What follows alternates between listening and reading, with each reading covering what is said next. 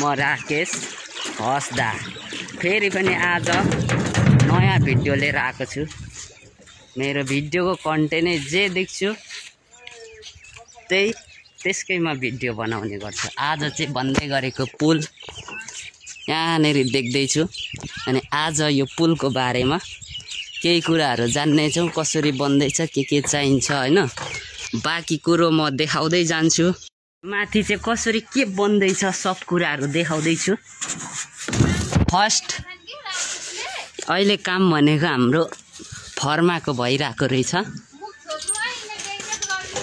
अनि यता हाम्रो गाउँकै दाइ परेका छन्। यता भनेको हाम्रो आउट कन्ट्रीको भैया हुनुहुन्छ अनि यहाँ फर्मामा चाहिँ यो कालो मोबिल दलेको सिमेन्ट पछि नटासियोस् भनेर। अनि माथिको भ्यू म देखाउँदैछु, चढिरहेको छु। अनि यहाँ भनेको चाहिँ ठुलो ठुलो रडहरू अगाडि नै सिफ्ट गरिसकेछन् अनि यहाँनेरि यस्तो छ अनि पछाडि यस्तो छ। लगभग यो कति मिटर छ त्यो त थाहा भएन, कति 20 भनेपछि पल्लो साइडदेखि वल्लो साइडसम्म चाहिँ 20 मिटर रहेछ। ए दुईटा गरेर चाहिँ 40 जम्मा 20 को रहेछ। भनेपछि माथिबाट चाहिँ कस्तो देखिन्छ त यो पुल।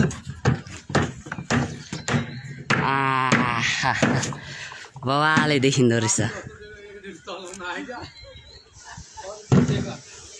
यतापट्टि चाहिँ 6 महिना अगाडि बनेको थियो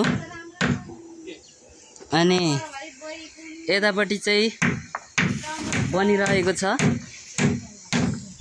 अनि यहाँ अहिले काम भनेको चाहिँ फर्माको। अनि फर्मा अड्याउनको लागि चाहिँ 1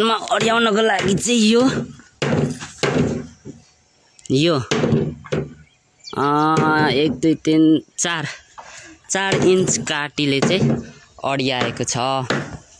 भनेपछि अझै पनि यहाँ काम बाँकी नै छ, माथि जाली हान्न बाँकी नै छ। अनि यहाँ हिँडिरहेको छु म माथि, एकदम अप्ठ्यारो ठाउँ छ।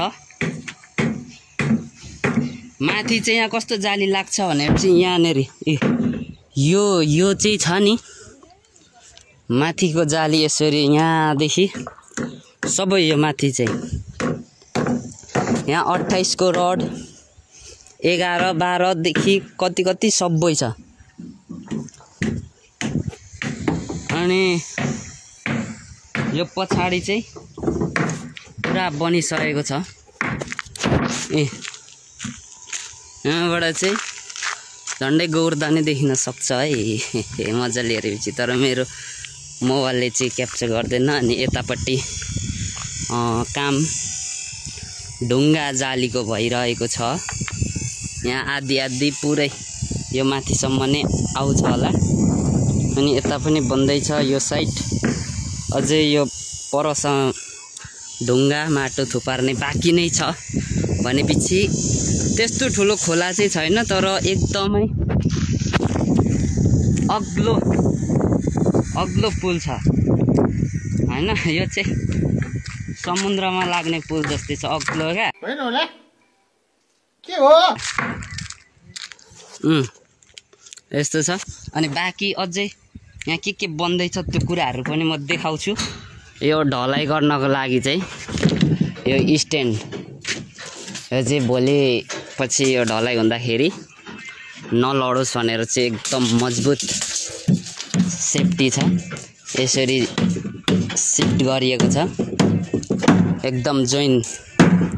यहाँ चाहिँ लेडिज पनि काम गर्न आउँछ। अच्छा हेरिराख्नु, यस्तो काम चाहिँ लेडिजले पनि गर्न सक्छ। यसो त तलबाट चाहिँ यस्तो देखिन्छ। अब यहाँ अझै फर्मा पुगेको छैन, अब फर्मा अझै ल्याउन प्रोसेसै छ। यस्तो तल तल छिर्दैछु किनकि देखाउनु छ नि त। अनि यताबाट यसरी काम हुँदैछ।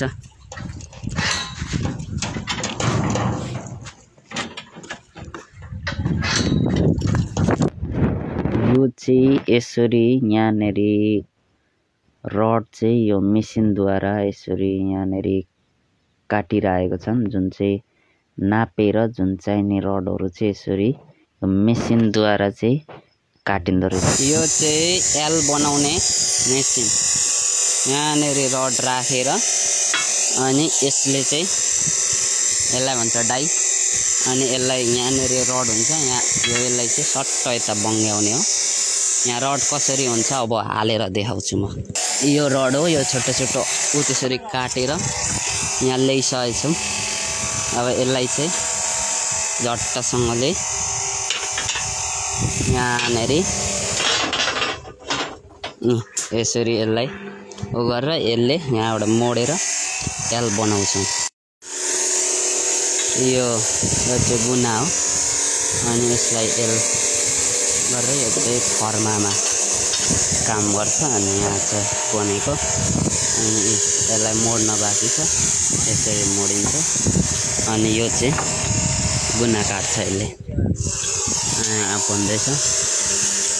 यो मैले बोकेको गुनावाला पछाडि यस्तो, यो चाहिँ फर्मा अड्याउने रड हो हैन, त्यहाँ माथि भक्कर हालेको थियो फर्मा चाहिँ, यसले चाहिँ हाल्ने हो। अनि यसले चाहिँ पुरा कस्छ क्या, अनि पछि सिमेन्ट हाल्दाखेरि त्यहाँनेरि के भन्छ फराकिलो जस्तै साइड नलागोस् भनेर चाहिँ यसले जोइन गरिन्छ माथिको साइड र। अनि त्यो चाहिँ यताबाट म लग्छु परबाट,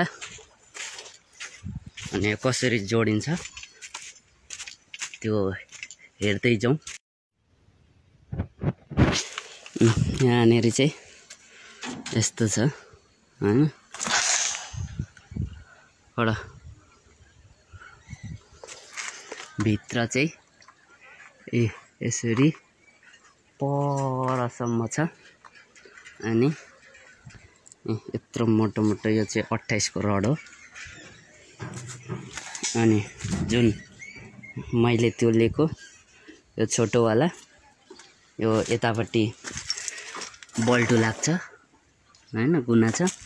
अनि यो चाहिँ यसरी यहाँनेरि पाइप जुन अडिएको छ नि, यसरी यो हाल्ने परपट्टि,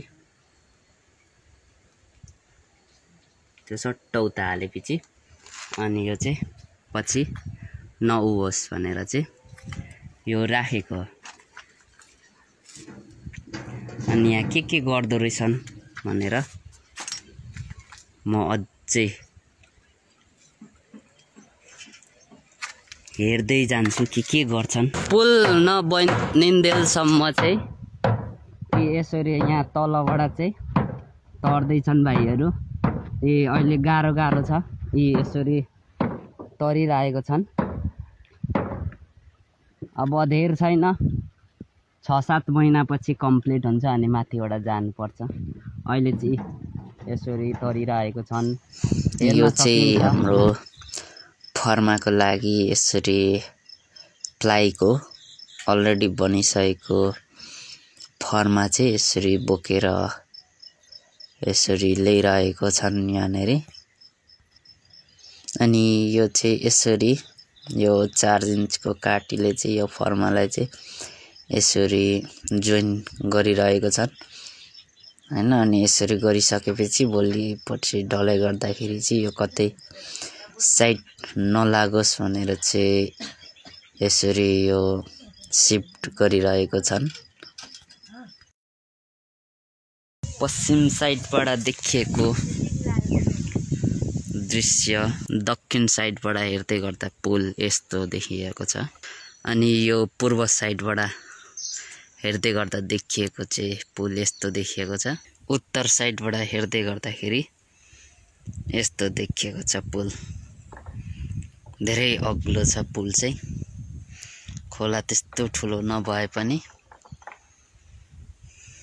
पुल एकदम अग्लो छ।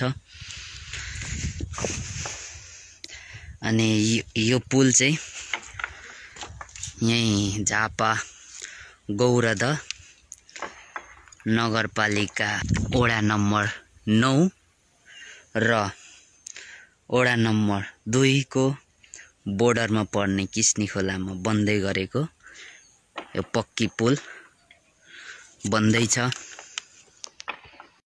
र यो यता पश्चिमपट्टि ढुङ्गा जालीको काम भइरहेको छ। अझै पनि धेरै नै ढुङ्गा यता छ, अझै आउन बाँकी नै छ। अनि यसरी बन्दैछ। यहाँनिर जुन पुल छ हैन, जहाँ चाहिँ मान्छेहरू चाहिँ यसरी तरिरहेको छन् हैन। अहिले चाहिँ एकदमै पुल नभएको कारणले गर्दाखेरि जाडोमा खोला यसरी तरिरहेको छन् है।